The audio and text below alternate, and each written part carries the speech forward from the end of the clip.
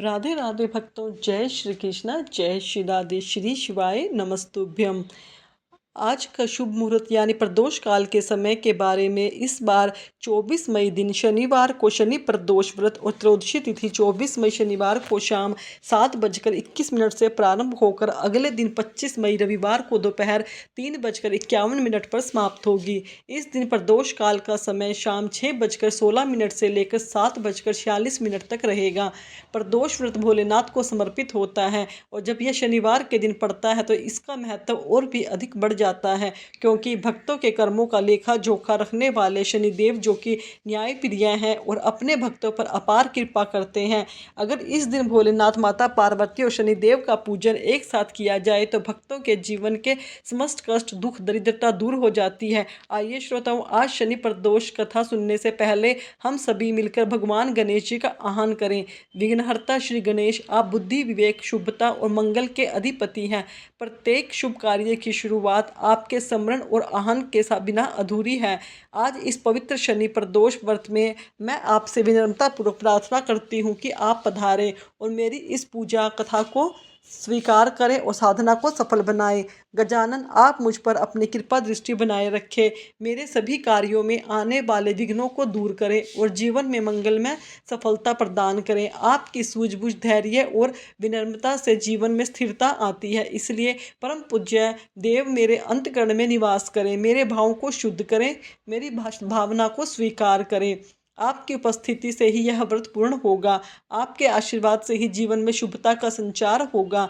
ओम श्री गणेशाय नमः। आइए अब हम मानकर सभी भगवान भोलेनाथ और माता पार्वती जी का ध्यान करें। भोलेनाथ महादेव त्रिलोकेश्वर, करुणा और दया के सागर हैं। हे माँ पार्वती जगदम्बा, करुणामयी, कृपालु, आज मैं आपके चरणों में श्रद्धा भक्ति सहित शीश झुकाती हूँ। आपकी महिमा अनंत है, आपकी कृपा असीम है। मैं जानती हूँ कि अपने जीवन में, अपने विचारों में, अपने कर्मों में और आज के इस व्रत पूजा ध्यान संकल्प में जाने अनजाने में मुझसे कई गलतियाँ हो सकती है। मेरे मन में कई चंचलता आ सकती है। मेरी पूजा में कहीं कोई कमी रह गई हो तो, मेरे व्यवहार से कोई गलती हो गई हो तो, मेरे संकल्प में कोई कमजोरी हो गई हो तो हे प्रभु, मैं विनम्रपूर्वक होकर आपसे क्षमा याचना करती हूँ। हे भोलेनाथ, हे शिव शंकर, हे महादेव, जैसे गंगा जी आपके सिर पर बहती है और सब पापों को धो देती है, वैसे ही आपकी करुणा की गंगा से हम सबके पापों को धो डालिए। हे माँ पार्वती, अपनी ममता और शक्ति से मेरे भीतर के अज्ञान अंधेरे को नष्ट कर दीजिए और मेरे सभी दोषों को दूर कर दीजिए। मुझ पर अपनी कृपा कीजिए, मेरी आत्मा को शुद्ध करिए, मुझे सच्चे मन, वचन और कर्म से अपनी शक्ति प्रदान करने की शक्ति दीजिए। हे प्रभु, मैं आपके शरणागत हूँ, मेरी सभी अपराधों को क्षमा कीजिए। हर हर महादेव, जय माँ पार्वती। अब सब हम सभी शनिदेव का आह्वान करेंगे। हे सूर्यपुत्र शनिदेव, आप कर्मों के फलदाता, न्याय के अधिष्ठाता और ग्रहों के नियंत्रक हैं। आप संसार को न्याय का बोध कराते हैं, आप पुण्य का लेखा जोखा रखते हैं। आज इस पावन शनि प्रदोष के दिन मैं श्रद्धा सहित आपको अपने हृदय में आमंत्रित करती हूँ। हे शनिदेव, मेरी पूजा, व्रत और भक्ति को स्वीकार करें, मुझ पर अपनी कृपा दृष्टि बनाए रखें। आपकी दृष्टिपात से व्यक्ति के जीवन में बड़ा परिवर्तन आता है, जो दंड स्वरूप हो सकता है और वरदान स्वरूप भी हो सकता है। इसलिए हे दया में देव मेरी कृपा दृष्टि अपनी कृपा दृष्टि मुझ पर डाले और मेरे सत्कर्मों की प्रेरणा दे, जीवन में संतुलन, धैर्य और न्याय की भावना उत्पन्न करे। यदि मुझसे जीवन में या इस व्रत में जब तक पूजा पाठ में कोई कमी रह जाए तो मेरे उस पूजा पाठ को जाने अनजाने गलती समझकर माफ़ करके मुझे सत्मार्ग दिखाइए। मेरे जीवन में संयम, परिश्रम और स्थिरता का प्रकाश फैलाइए, क्योंकि मैं आपके शरणागत हूँ। आपके चरणों में पूर्ण समर्पण के साथ शनिदेव कृपा करे, रक्षा करे और अपनी कृपा दृष्टि से जीवन को शांतिपूर्ण और समृद्ध बनाए। जय शनिदेव, जय शनिदेव। शनिदेव व्रत की पौराणिक कथा के अनुसार एक बार की बात है, एक नगर में एक सेठ जी रहते थे। सेठ जी के घर में हर प्रकार की सुख सुविधाएं थी, उनके पास अपार धन संपत्ति, लेकिन उन्हें एक ही दुख था, उनके कोई संतान नहीं थी। इसी कारण सेठ और सेठानी दोनों दुखी रहते थे। उन्होंने संतान प्राप्ति के लिए कई उपाय, व्रत, उपवास किए, लेकिन सफलता नहीं मिली। तभी दुखी होकर कुछ समय बीतने पर सेठ जी ने अपने काम नौकरों को सौंपकर खुद सेठानी के साथ तीर्थ यात्रा के लिए चल पड़े। अपने नगर के बाहर निकलने पर उन्हें एक साधु महाराज मिले, जो कि ध्यान मगन बैठे हुए थे। सेठ और सेठानी साधु के पास गए और हाथ जोड़कर उनसे ध्यान से उठने का इंतजार करने लगे। काफ़ी देर के बाद साधु महाराज ने आंखें खोली, तब उन्हें पता चला कि उनके समक्ष कोई बहुत देर से आशीर्वाद देने की प्रतीक्षा में बैठा हुआ है। साथ ने साधु सेठ सेठानी ने कहा कि मैं तुम्हारा दुख समझता हूँ, तुम इस दुख से मुक्ति पाने के लिए शनि प्रदोष व्रत करो, इससे तुम्हें संतान सुख अवश्य ही प्राप्त होगा। फिर सेठ ने सेठानी को प्रदोष व्रत की विधि बताने के साथ भगवान शिव की वंदना करने के लिए कहा। भगवान शिव की वंदना इस प्रकार की जाती है कि रुद्रदेव शिव आपको नमस्कार है, शिव शंकर जगत गुरु आपको नमस्कार है, हे नीलकंठ सुर आपको नमस्कार है, शशि मौली चंद्र सुख आपको नमस्कार है, हे उमाकांति सुधि आपको नमस्कार है, उग्र रूप मन आपको नमस्कार है, ईशान ईश प्रभु नमस्कार, विश्वेश्वर प्रभु शिव आपको नमस्कार है। साधु के इस प्रकार वंदना करने पर विधान जानकर सेठ और सेठानी ने साधु महाराज को धन्यवाद किया, उनसे आशीर्वाद लेकर तीर्थ यात्रा के लिए चल पड़े। तीर्थ यात्रा से लौटने के बाद दोनों ने मिलकर शनि प्रदोष व्रत किया, जिसके प्रभाव से जल्दी ही उनके घर में एक सुंदर पुत्र की प्राप्ति हुई। इस प्रकार शनि प्रदोष रखने से सेठ सेठानी का घर खुशियों से भर गया। शनि प्रदोष के दिन जो भी भक्त जिस भी कामना को लेकर प्रदोष व्रत रखता है, उसकी वह सभी कामनाएं शनिदेव भगवान अवश्य ही पूरी करते हैं। अब सुनिए शनिदेव की कथा। एक बार की बात है, सभी नवग्रहों में जिसमें सूर्य, चंद्र, मंगल, बुध, बृहस्पति, शनि, राहु और केतु के विवाद छिड़ गया कि इन सब में बड़ा कौन है। सभी आपस में विवाद करने लगे, लेकिन कोई निर्णय ना हुआ। निकलने पर देवराज इंद्र के पास पहुंचे निर्णय कराने के लिए। सभी ग्रहों को अपने सामने उपस्थित देखकर इंद्रदेव घबरा गए। फिर उन्होंने निर्णय करने में अपनी असमर्थता जताई, परंतु उन्होंने यह भी कहा कि इस समय पृथ्वी पर राजा विक्रमादित्य का राज्य है, जो कि अति न्यायप्रिय है, वे ही उनका निर्णय कर सकते हैं। तब सभी ग्रह एक साथ राजा विक्रमादित्य के पास पहुंचे, अपना विवाद बताया, साथ ही निर्णय करने के लिए भी कहा। राजा विक्रमादित्य इस समय से चिंतित थे, क्योंकि वे जानते थे कि जिस किसी को भी छोटा बताया वही क्रोधित उठेगा। तब राजा को इस बात का उपाय सूझा। उन्होंने स्वर्ण, रजत, कांस्य, तांबा, पीतल, जंक, अभ्रक, लोहे 9 सिंहासन बनवाए और उन्हें इसी क्रम से रखा गया। फिर उन सब देवताओं से निवेदन किया कि आप अपने अपने सिंहासन पर विराजमान होइए।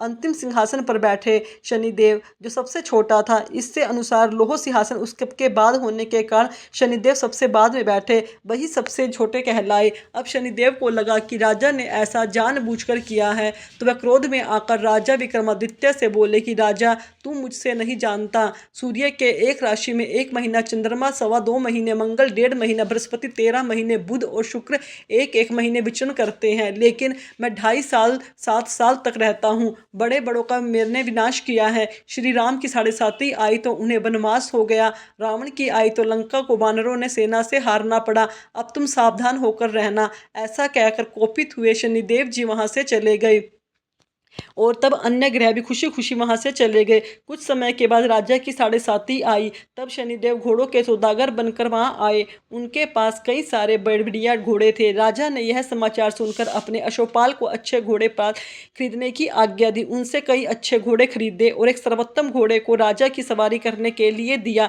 अब जैसे ही राजा उस घोड़े पर सवार हुए, घोड़ा सरपट वन की ओर भागा। घने जंगल में पहुंचकर वह अंतर्ध्यान हो गया।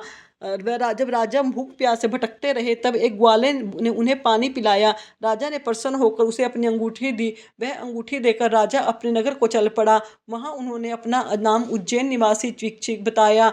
वहां उन्होंने एक सेठ की दुकान में रुककर जलपान किया। कुछ देर रुककर आराम भी किया। भाग्यवश उस सेठ के उस दिन खूब बिक्री हुई। अब सेठ रूप में बदले हुए राजा विक्रमादित्य को अपने साथ अपने घर ले गया। वहां पर राजा ने खूंटी पर देखा कि एक हार टंगा हुआ है, जिससे खूंटी निगल रही है। देखते ही देखते थोड़ी देर में पूरा हार गायब हो गया। सेठ ने वापस आने पर देखा तो हार गायब है। सेठ ने समझा कि विका ने ही उसे चुराया है। फिर तो सेठ ने कोतवाल के पास उन्हें पकड़वा दिया। अब उन्हें नगर के राजा ने राजा विक्रमादित्य को चोर समझकर उनके हाथ पैर कटवा दिए और नगर के बाहर फिकवा दिया। वहां से एक तेली निकल रहा था। उसने दया आई, उसने विका को अपनी गाड़ी में बिठाया। वह अपनी जीभ से बैलों को हाँकने लगा। उस समय तक राजा शनि दशा समाप्त हो गई। वर्षा ऋतु आने पर राजा मल्हार गाने लगा। राजा जिस नगर में था, वह की राजकुमारी मनभावनी को उसका गाना इतना पसंद आया कि उसने मन ही मन प्रण कर लिया कि वह राग गाने वाले से ही विवाह करेगी। राजकुमारी ने दासों को राग गाने वालों को ढूंढने के लिए भेजा। तब दासी ने बताया कि वह तो एक चौरंगिया अर्थात अपाहिज है।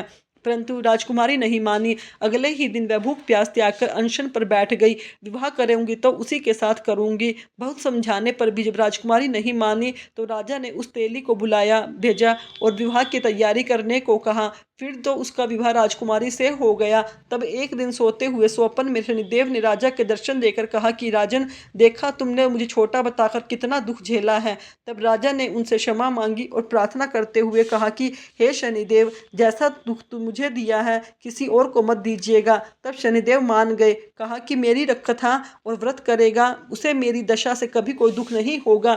जो व्यक्ति रोज मेरा ध्यान करेगा और चींटियों को आटा डालेगा उसकी भी सभी समस्याएं दूर होंगी और सभी मनोकामनाएं पूर्ण होगी। ऐसा कहकर शनिदेव ने राजा के हाथ पैर वापस कर दिए। इधर प्रातःकाल आंख खुलने पर राजकुमारी ने देखा तो बड़ी आश्चर्यचकित हुई। तब राजा विक्रमादित्य ने राजकुमारी को बताया कि वह उज्जैन के राजा विक्रमादित्य है। जानकर सभी अत्यंत प्रसन्न हुए। सेठ ने जब सुना तो वह राजा के पैरों को ऊपर गिरकर क्षमा याचना करने लगा। राजा ने कहा कि यह तो शनिदेव का क्रोध था, इससे किसी को कोई दोष नहीं था। सेठ ने फिर से निवेदन किया कि राजन, मुझे शांति तभी मिलेगी जब आप मेरे घर चलकर भोजन करेंगे। तब सेठ ने अपने घर तरह तरह के व्यंजनों से राजा का सत्कार किया। सभी ने देखा कि जो खुंटी हार निगल गई थी वही हार उगल रही है। सेठ ने अपने अनेक मोहरे देकर राजा का धन्यवाद किया। इसके बाद राजा रानी को लेकर अपने राज्य वापस लौट आया, जहाँ पर उसका खूब धूमधाम से स्वागत किया गया। राजा विक्रमादित्य ने कहा कि उन्होंने शनिदेव को छोटा बताया था, लेकिन वे तो सर्वश्रेष्ठ हैं। तब से राजा विक्रमादित्य के राज में शनिदेव की पूजा कथा रोज होने लगी। प्रेम से बोली शनिदेव भगवान की जय। जय दशरथ कृत शनि स्तोत्र, हिंदी में जिसने शरीर का वर्ण नील है तथा भगवान शंकर के समान है, उन शनिदेव को नमस्कार है। जो जगत के लिए कालग्नि और कृतांत रूप है, उन शनेश्वर बारंबार नमस्कार है। जिनका शरीर कंकाल जैसा मांसहीन तथा जिनकी दाढ़ी मूछ जटा बड़ी हुई है, उन शनिदेव को नमस्कार है। जिनके बड़े बड़े नेत्र, पीठ से सटा हुआ पेट और भयानक आकार है, उन शनेश्वर देव को नमस्कार है। जिनके शरीर का ढांचा फैला हुआ है, जिनके रोए बहुत मोटे हैं, जो लंबे चौड़े किंतु सूखे शरीर वाले हैं, जिनकी दाढ़ें काले रूप हैं, उन शनिदेव को बारंबार प्रणाम है। हे शनिदेव, आपके नेत्र कोटर के समान गहरे हैं, आपकी ओर देखना कठिन है, आप घोर रौद्र भीषण और विकराल हैं, आपको नमस्कार है। कली मुख आप सब कुछ भक्षण करने वाले हैं, आपको नमस्कार है। सूर्य नंदन भास्कर पुत्र अभय देने वाले देवता, आपको प्रणाम है। नीचे की ओर दृष्टि रखने वाले शनिदेव, आपको नमस्कार है। सर्वतक आपको नमस्कार है। मंद गति से चलने वाले शनेश्वर, आपको प्रतीक तलवार के समान है, आपको पुनः पुनः प्रणाम है। आपने तपस्या से अपनी देह को दग्ध कर लिया, आप सदा योगाभ्यास से तत्पर, भूख से आतुर और अतृप्त रहते हैं, आपको सदा सर्वदा नमस्कार है। ज्ञान नेत्र, आपको प्रणाम है। काश्यप नंदन सूर्य पुत्र शनिदेव, आपको नमस्कार है। आप संतुष्ट होने पर राज्य दे देते हैं और रुष्ट होने पर तत्काल हर लेते हैं। देवता, असुर, मनुष्य, सिद्ध, विद्याधर और नाग, यह सब आपकी दृष्टि पड़ने पर समूल नष्ट हो जाते हैं। देव, मुझ पर प्रसन्न होइए, मैं वर पाने के योग्य हूँ, आपकी शरण में आया हूँ। जय शनि।